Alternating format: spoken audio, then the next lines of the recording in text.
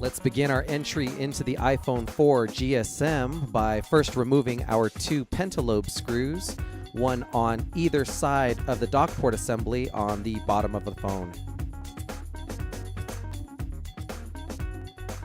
With our pentalobe screws removed, we can take a grip of the rear portion of our phone and slide it upwards about 1/8 of an inch.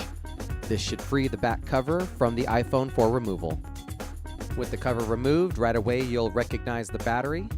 Let's use our Phillips screwdriver to remove the single screw that's securing its connector into the motherboard.